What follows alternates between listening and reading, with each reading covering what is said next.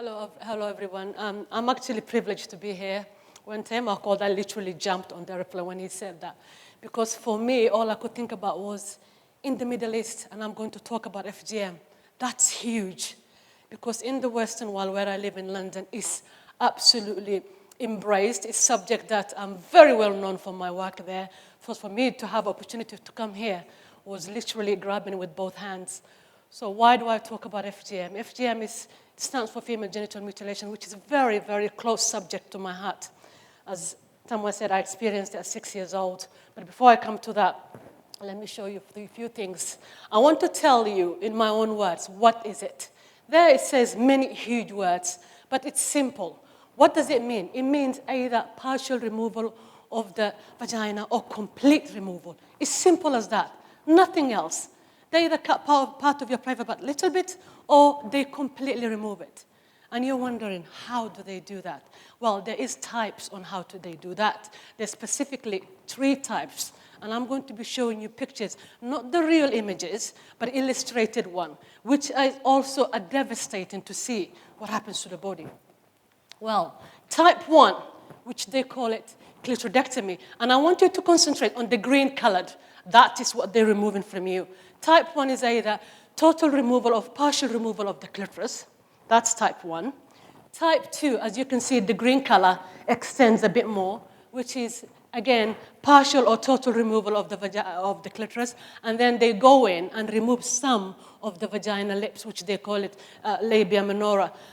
And type 3, this is type 3, ladies and gentlemen. This is the worst type of it. You can see the whole organ is gone. Nothing is left of your vagina. Clitoris is gone. Vaginal lips is gone. Nothing is left. On top of that, whatever skin you're left with, that is what they stitch up. In some cases, we'll come to that. I will tell you, they didn't have stitches. So how do they manage it to seal it up? We'll come to that. And type 4 is to do with all the procedures that are non-medical. That means piercing, pricking. And in some communities, what they do is they teach the girls how to pull their labias, which is quite a painful way to do it. And after that, instead of cutting any flesh off, they just stitch her up. But they leave her with such a massive labias, and it's quite painful. Now, how was it performed? In my generation, we're talking about 47 years ago, what they did was the lady who was cutting you, and it's mainly a lady, she doesn't have any medical background. Mine most definitely had an eye problem, and I tell you why. I'm 47, and I still have, devastating dreams about her. She's always chasing me. She's always catching me, and she's always bringing me closer, looking me in the eye, because her eyes were the ones that really made me feel I can compare it to only evil eyes. And when I say that, she had such a dark pupils with white rings on them. So when I discussed that with my doctor, it turns out that she's had cataracts, which means she couldn't even see properly. This was the lady who was cutting girls. What kind of equipment she had? You can see there it says razors, dirty equipment. Mine, she had razors which had so many shades of brown on them. They weren't even normal razors. She didn't. And in some cases, when they didn't have stitches, they used thorns to bring your skin together, and those thorns stayed there for 12 days. Those were my generations. What's happening to generations today, kids today is, thank God, is they're not going to have the experience and the images that we have, us screaming and struggling and begging for mercy for everybody else to stop what's happening to you. They're not going to have that. What's happening to them is mommies and daddies take them out of the country, take them to Middle Eastern countries, African countries, all the other countries, pay a few $100s, and they are done under general anesthetic, which means they're sleeping, which means they will have medication to cope with pain. I am glad in that way they are done humanly way. But in us, I was only 6. I was only 6, and I remember every single bit of it, because the day before you were cut, you were deceived. And that comes in the shame of party. You were given this massive party. You were in the middle of it. All of your extended family members, as all we know, anybody who's your mom's friend is your auntie. They all come. They bring presents for you. You are told you're going to be a woman. You're going to be courageous. And all I can think about was, I'm going to be a woman. Yay, I'm going to put my mom's cool eyes. That's all I could think about. But I didn't know what a woman it's meant to be. I didn't. And after all that partying, made to feel like you are wrapped in a love blanket. The next day, what happens to you? It's way two different things. The next day, that feeling that you had the day before is stripped away in the most painful way. You were held down by the people that you loved most. Your auntie, your mother is standing there, and you are ripped apart. I had type 3. Where I come from, Somalia, we love type 3, where they remove everything. And when they're doing this, they're doing it while you were screaming. I remember screaming so much, I actually prayed to die. I couldn't take the pain.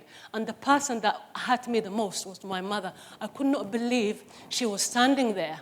And here I am, 6 years old, screaming, and she ignored me. I didn't care that my auntie didn't listen, but I cared that my mom didn't. And that hurt me the most. And after that my nightmare began. 12 days, you are mummified from waist down in a tent where you have a hole next to you. Every time you wanted to eat, you were picked up physically and they put you on top of that hole. And the first thing you realize, apart from the pain which engulfs you from head to toe, you literally feel you're on fire. You don't know how to cope with that kind of pain. You're 6 years old. And they think it's good for you. I don't know how that is. I'm a mother of 7, and I can never, ever put my child anything like that. Even when she falls down and she's crying, "Mommy, I'm hurt," and I know she hasn't hurt that much. Her cries hurt me, and I want to go there and comfort her and make her feel better. But for me, for my mother to think that was okay, well, my flesh was ripped. And the worst part of that is you're not shielded from what's happening. You can see your blood. You can see your flesh on the floor. You can see everything. It's the worst memories to have in your life. And that is part of us. That is what we live with. That is 200 million women around the world live with that memory. They have that memory. For me, it's the worst betrayal from a parent's side. I don't care if you believe in your culture that much. I don't care about that. What I care about that is you carried me 9 months. You carried me 9 months, and you went through that.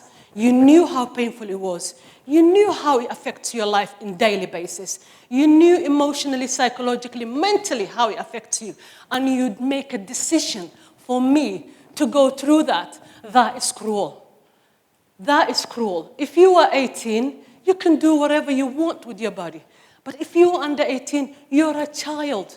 You don't know 1 hour procedure can have repercussions for your life. You don't know that.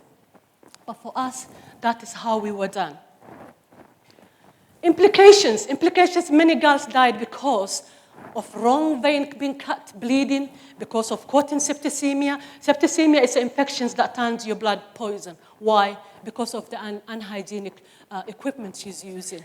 Or, as you can see, the injury to adjustment, which happens is your body goes into defense mechanism when they're cutting you, and you're trying to bring your legs apart. And what happens? She can cut wrong flesh that she's not supposed to cut. Another thing is dislocation and fractures, because you are being pulled quite hard while you're trying to bring your legs together. So it does happen. In my case, 10 days later, I couldn't walk.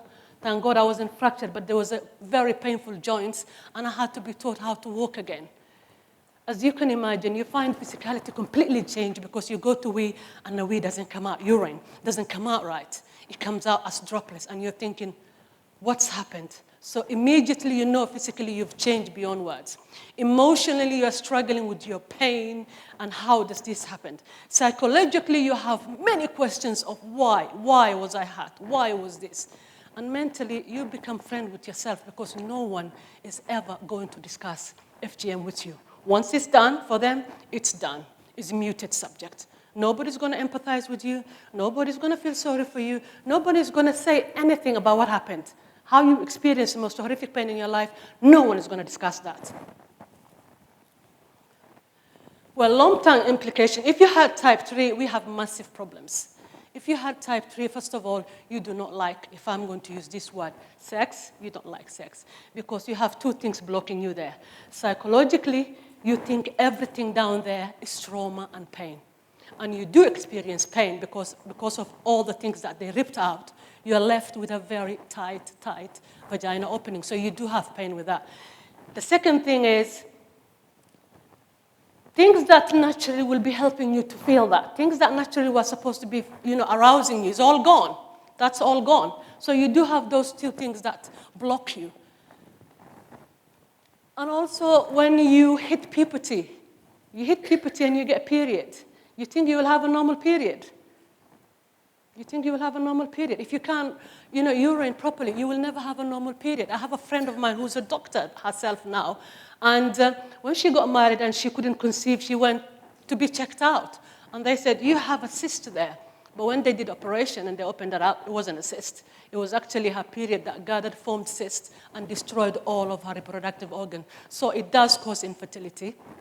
It does affect you in that. You do have always infections, because this is how I'm going to explain for you to understand.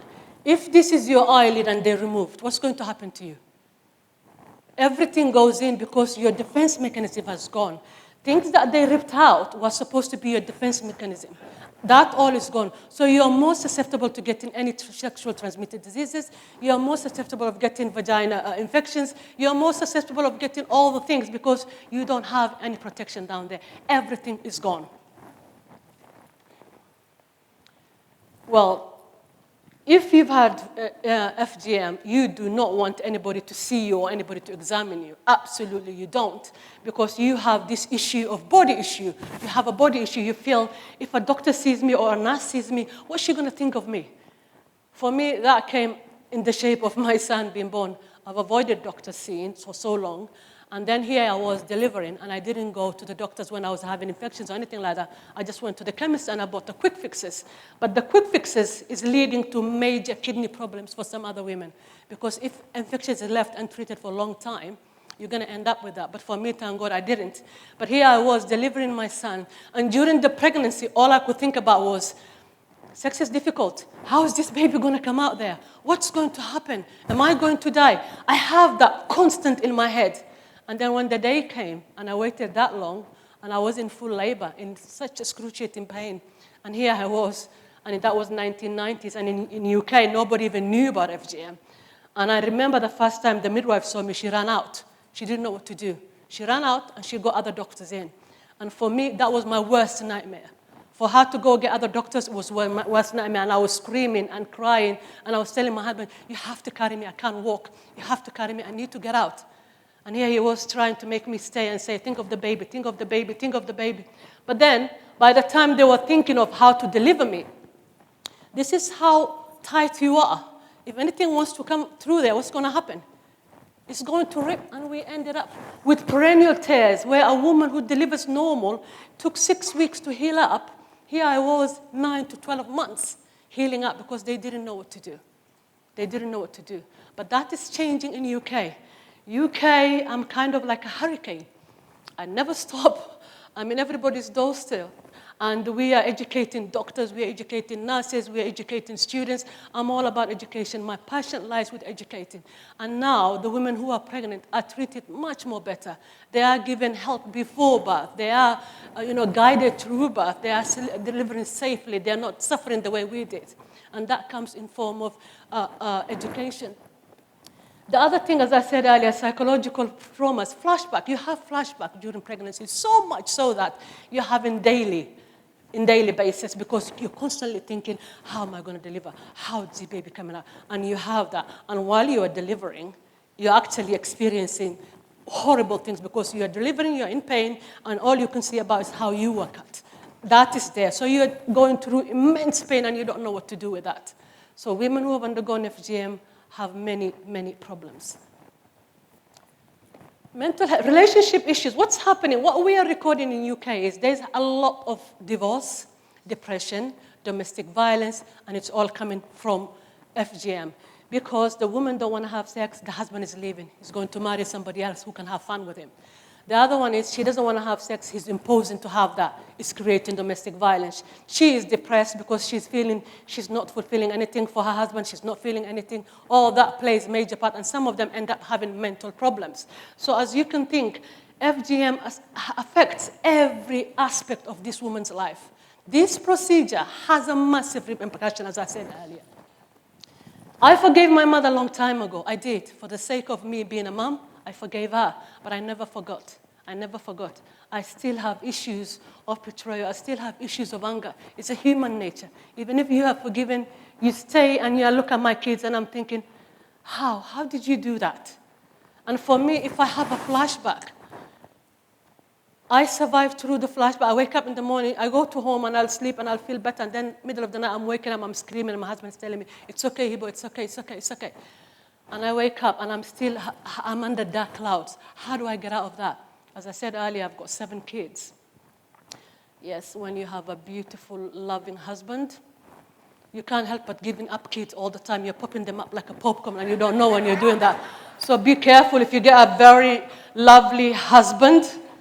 Don't say, I'm not going to give him 5, 6 kids. You don't know God until you're having 10. But for me, they come in shape of 7. And my oldest, who's a doctor now, will come and he'll say, Mom, where's breakfast? Really? You're asking me breakfast and you're 25? I've shown you where the kitchen is. Why? I'm starting conversation. I'm starting argument for no reason. Because I want to feel better. Or my 9-year-old who's obsessed with Barbie, only the head part. She doesn't like the whole body. Just the head part. I don't know why. I don't ask her that. And she will tell me, take the Barbie head, Mom, make Somalian voices. And then make that Somalian voices as an American accent. How do I do that? I just pick it up and I'll say this in Somali and I'll repeat it for you in English. I say, hey, hey. Then she will scream with laughter. And I pick it up in English and she says, now say in English. And I'll pick it up and say, hey, check me out. My lip gloss is really shiny, isn't it? And she starts laughing her head off. Or my 19-year-old who comes and she says, oh, today I want to she's a girl, and she will go and say, today I want to watch the movie. Who's in the movie? Who's the actor? And she will say, Bradley Cooper. He's good looking, Mom. No, darling, he's smoking hot. Just say the words. He's not going to kill you. Just say it. He's really good looking. Mom, why you say that? What? I like Clooney. I will go to Desert Clooney, and I will not even want a food if he's there. I'll be fine. But those are my kids. They're the ones who pull me through the darkest times. They will come and say weird things, and I will just be on top. And my son just found out why I was into his cartoons when they were little more than them. I will watch Naruto, Dragon Ball Z, everything, and I will know more than them. And he used to tell me, why were you like that? And I'll tell them, that's because I didn't have, my childhood was disrupted. So for me, I lived through you to experience childhood again. Everything you're going through, I'm going through with you. Every time you were given a project in school, I took over because I was with you. So I tell them all that, and they understand why they had a weird mom. They understand that. But most of the women, you have to understand, do not have that. The cultures we come from, we are asked not to discuss personal things. Even if when you lose a child, you are told it's Allah's will, it's God's will. Of course it is, their time is over for this world. But you as a woman want to talk about that. You as a woman want to grieve. And some women want to grieve through talking. But we are told not to question, not to grieve, not to do anything. You are told to just keep going. Keep going, life is normal. For me, it wasn't life normal. I tried not to talk about FGM for more than 4 decades.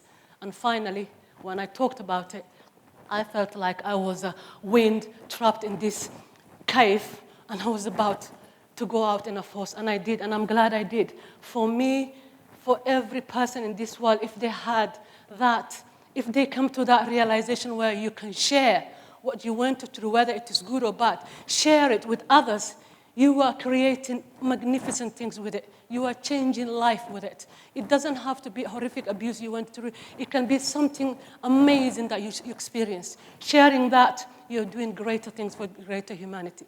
And for me, to share what I went through and turn it into positive things, turn it into educational thing, is amazing for me. And I live for that. I never get tired of my work. And jumping on an airplane, coming here for 9 hours was nothing. All I could see was, I'm going to be talking. I'm going to be talking. That's all I could think about. But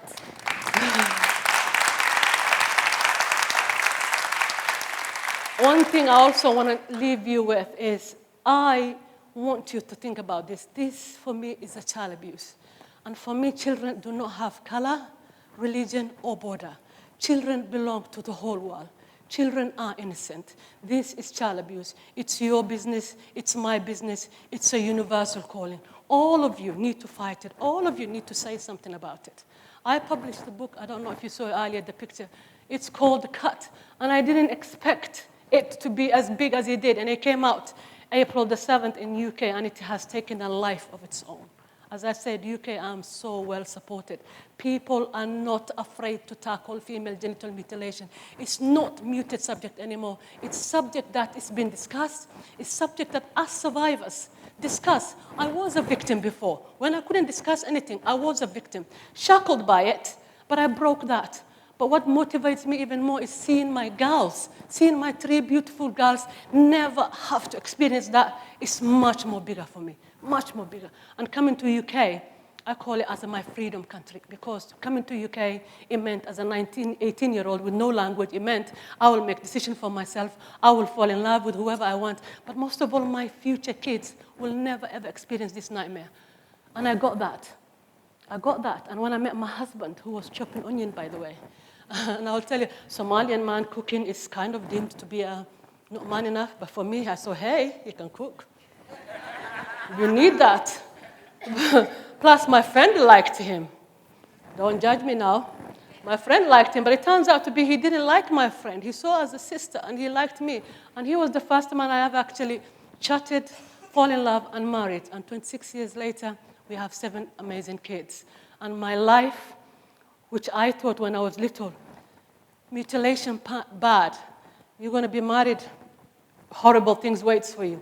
You're going to have baby pain. All I thought was circle of pain, your life, nothing else. Circle of pain. But that was not it. That was not it. I met my husband, the most amazing human being on earth. And I do think it's a consolation prize from God. Yes, I do think that. But for me, sharing this with you has been a blessing.